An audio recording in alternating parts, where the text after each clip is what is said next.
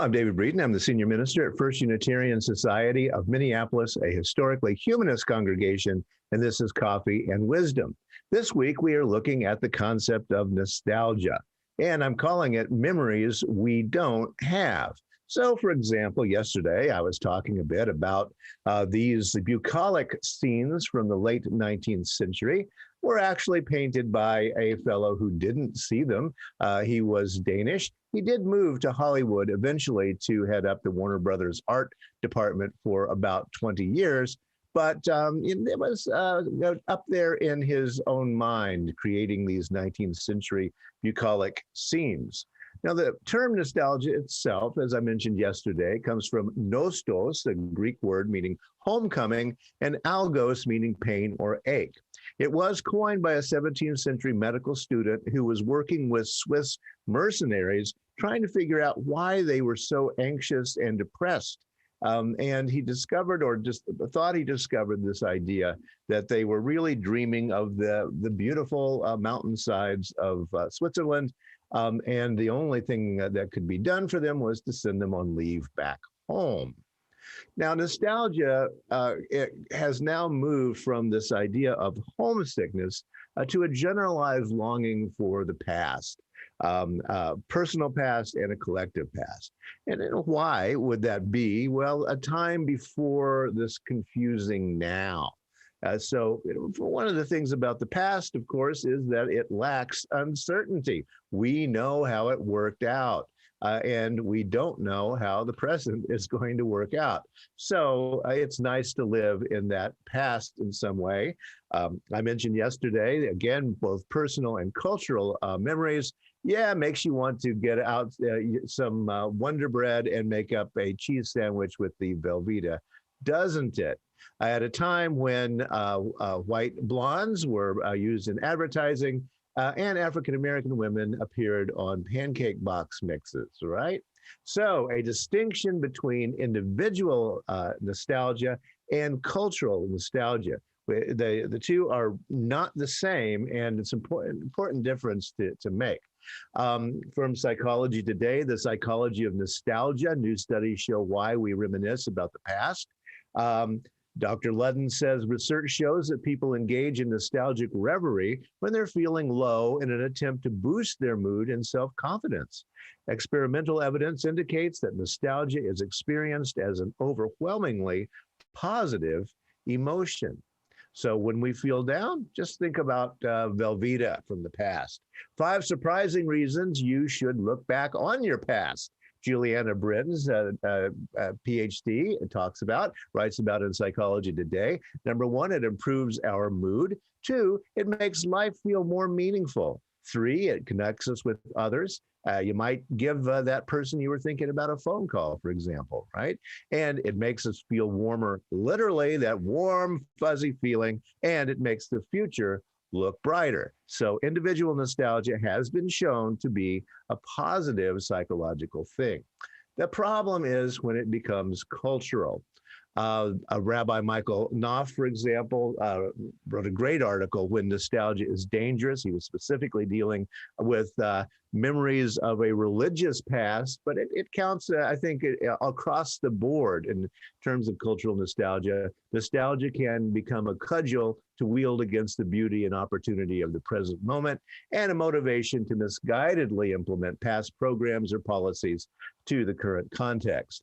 When a Model T Ford meets up with a modern SUV, the results are not pretty. One was a transportation device when most of American roads were dirt, and the SUV is not that. It is a much more powerful and a different kind of implement to go down the road. We have to remember that the past is just not equal to the future. Your own subjective past and the collective past are not the same. And one of the places where nostalgia has really played a very dangerous role is in the American body politic. One of the first books to notice this trend was from James Combs back in the 1980s when he wrote The Nostalgic Myth in American Politics. He was dealing with Ronald Reagan and looking at Reagan as a collective nostalgia. So, for example, here's a good old John Wayne rocking the cowboy hat, looking every inch the American man. Ronald Reagan also wore a lot of cowboy hats. Here he is in a pensive mood on the movie stage, loading up his revolver, no doubt going out to get some bad guys. A movie poster from the time, from Dodge City to Tombstone, his guns were the only law. So Ronald Reagan, law and order. What about that message don't we understand? And of course, when he was elected president, a few people had a good satirical fun with this. Ronald Reagan, bedtime for Brezhnev. And we've got the Ronald Reagan crew in white hats and all of our foreign adversaries in black hats. And the posters from that time period make it very clear America is Reagan country. And he's got the cowboy hat going right there. Well, as a matter of fact, it's interesting to take a look at American presidents and cowboy hats because there is something about a cowboy hat that has some kind of symbolic significance in American politics. Here's George H.W. Bush driving along in his ranch. He is a Texas rancher after all. So, okay, he can have the cowboy hat there. Bill Clinton, well, Arkansas fellows are not quite as good, even though that's a good white hat. We know he's a good guy there. Well, there's the first Bush. He's actually from Maine, so yeah, he probably doesn't wear that quite so well there. But you know, he's got the cowboy hat going on. Jimmy Carter, there he is in a white hat, being the good all-American cowboy, I guess. Again, what is the iconography and what does it mean is a very interesting question. Oh, here's Gerald Ford getting the iconography wrong a little bit. Sombreros are not cowboy hats. There. And we see this poor Mexican American on his arm, kind of regretting that she had come in there today. And I think she probably got the symbolism was a little bit off in that photogenic moment there. Nixon did not wear hats, but hey, as a vice president, he did meet the Lone Ranger. So he very much used the American iconography of the cowboy and the Lone Ranger as something about America that was true and good. Of course, Lyndon Johnson actually did own a cattle ranch, and so he could get his Stetson and fairly legitimately. Kennedy was too smart to actually put the hat on. He had a good fashion sense there. That would mess up your hair. And so he's going to hold the white hat, but he's not going to put it on. But you know, I think the American president who rocked the cowboy hat better than anyone else was Calvin Coolidge. He was president from 1923 to 1929. You see him sitting by General Leonard Wood, Fort Leonard Wood nowadays. So two guys in 10-gallon cowboy hats. As a matter of fact, Calvin Coolidge went the full Monty on the cowboy routine here. He's got the bandana. He's got a gun belt. He's got his very own personalized chaps.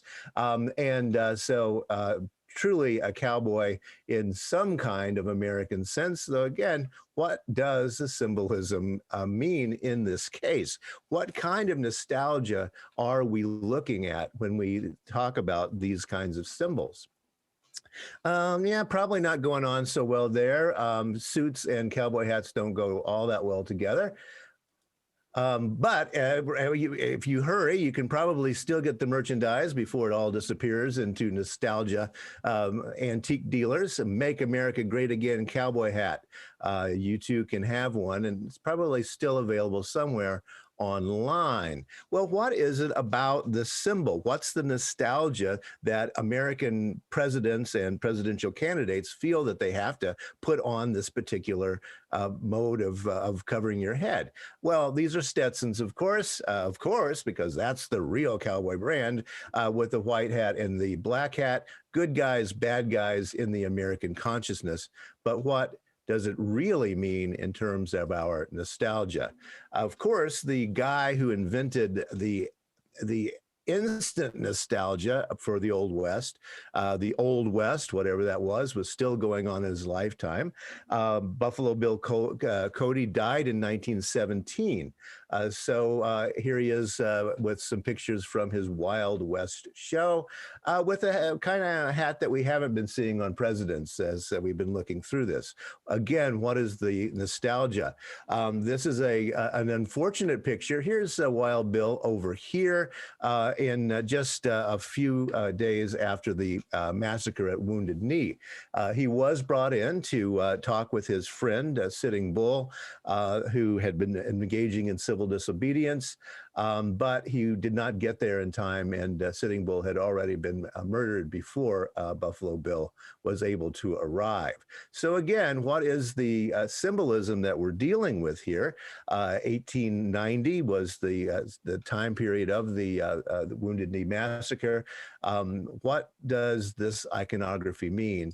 And who actually owns the American past? America, Reagan country, is definitely saying something. I would suspect it's not saying that to all Americans. So whose 19th century are we talking about? This bucolic scene is not the iconography that a good many Americans would choose to represent the 1890s. And that's what we're looking at this week, is how does symbolism in terms of our nostalgia really work?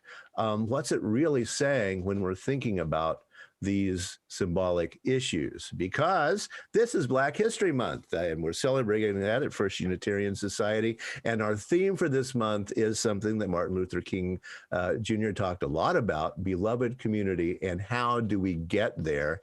One way is to be conscious of our nostalgia, cultural nostalgia, and our use of various cultural icons to remember a past that may not have happened exactly as we imagined it did. Be back tomorrow to talk about this some more. Thanks a lot for joining us today.